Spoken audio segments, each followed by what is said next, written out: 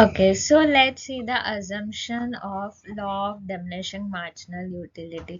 So assumption means if this it may happen, you have to assume that if it happens like this way, then this will be happening.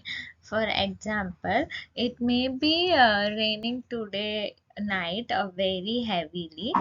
You're going to assume that it is not going to happen, but you're going to assume that it may rain heavily in the next 5 minutes, or if it rains, then what we should know, you're going to assuming certain things.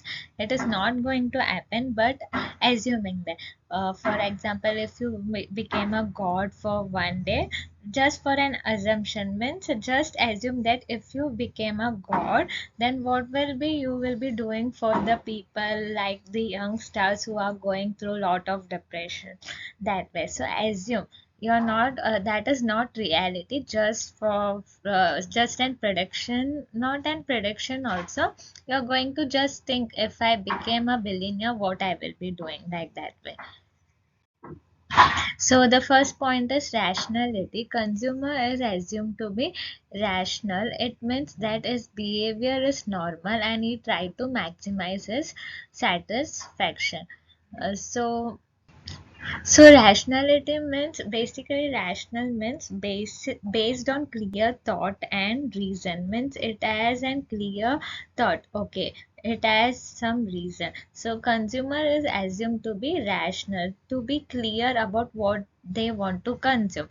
It means that his behavior is normal. His behavior is normal, is not that psycho or something, that he goes on consuming certain things whether it is needed or not needed. He's a normal person and he try to maximize his satisfaction. Yes, if I want something, then I want it to the full satisfaction, not that ki I will eat half and I will tell I got the satisfaction. No, if I am hungry, I want to drink that full uh, glass of water, then only I get an satisfaction, that I will drink that full glass of water. That gives me maximum satisfaction. If I drink half glass of water, it is not enough for my stomach or for my body. Second is cardinal measurement. Cardinal means in numbers we are going to measure the utility. As I said that we cannot measure in number, but we are going to make an assumption that if we measure them in number, the law assumes that utility can be cardinally or numerically measured, and mathematical operations are easily possible to know and compare the utility derived from each unit of commodity. So when I show some certain numbers or in numerical form, it is very easily understandable to us that we got this much utility derived from this much unit of commodity. If at the first I got this much utility, so we are taking numbers, so it may be easy for us to understand. It is an assumption.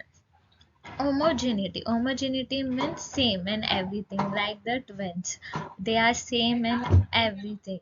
Homogeneity. So when I talk about homogeneity means same product, as I was giving the example of twins, you can see they have the same face and structure. As they grow, there may be some changes, but at the beginning stage, when they are toddler, or when they are at the age of 7 or 10, they may be looking like same. And one more example is that when you buy an water bottle, the brand name is only the difference you can see. Other than the water inside, that is same only. So all units of commodity consumed are exactly homogeneous or identical in size, shape, color, taste, etc. So when we talk about assumption, it should be same in size, shape, color, and the taste should be also same. Everything should be same. There is no differences. There may be little difference, but in this everything is same. That is called homogeneity. Continuity. All units of commodity are consumed in quick succession without any lapse of time. So I am consuming that I am not giving any break to the commodity. If I am eating burger, as I finish the first one, I am going to the second one in the quick succession. I am not giving break to that, break to my stomach or my tongue. So I am eating continuously. That is continuity. Reasonability. All the units of commodity consumed are of reasonable size. They are neither too big nor too small. So, in marginal utility, diminishing marginal utility, it is that the assumption say that's key. It should be not neither too big, neither too small. It should be moderate. Means it should be at an average, in the middle, neither too big, neither too small, in the medium. Okay, so when you order some frankie or pizza, or when you eat pani puri, so that uncle asks you that what you want, meeta or tikka, then you say medium, means it should be little bit tikka and little bit meeta also. Both the taste you should get it. That is reasonability. Consistency. All the related factors like income, taste, habits, choice, likes, dislikes of a consumer should remain constant. If it is an assumption, it never going to remain constant, but we are going to assume. As I told you, you are going to assume that if you became a god for one day, if you became a god for one day, it's just an assumption. Like that only, he is assuming that if the customers income, taste, habits, choice, likes and dislikes is constant. Is that anything that the taste will remain constant? No. Today I will be like to eat Frankie. In the next few months I will be like this way. I want to eat momos now. So the taste keeps on changing. Habits. Today I will behave like very good girl. I don't know any bad words. At the next, after 2 or 3 months, if it depends upon which group I am sharing my thoughts and what I am seeing. According to that, my habit keeps on changing. So neither it is constant, but here they are assuming that if it remain constant, marginal utility of money is also assumed to be constant. So they are saying that money is also assumed to be constant. It will also remain the same, means there will be no change. Divisibility. The law assumes that the commodity consumed by the consumer is divisible so that it can be acquired in small quantities. So they are saying that, the law assumes that commodity consumed by consumer is divisible so that it can be acquired in small quantity. It can be divided in small units. The commodity can be divided into small units. Single wants. A given commodity can satisfy a single want of person.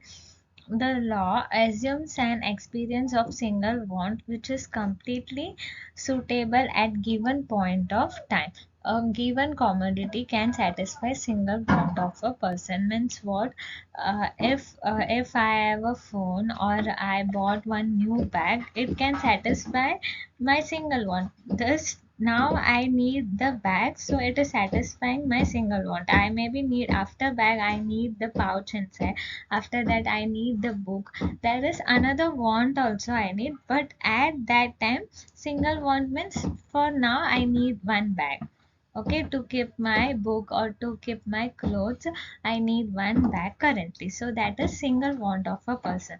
The law assumes an experience of single want which is completely suitable at given point of time. If I am going to school today, so what is the most important thing I need in this time is the bag. After going to school, if teacher tells me to bring test books, another book, then the second need is of books. That is my second want. So first is continuity.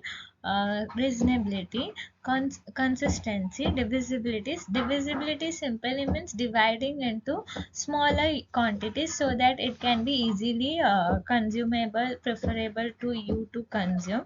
It is easy for you to consume if you divide it into smaller group.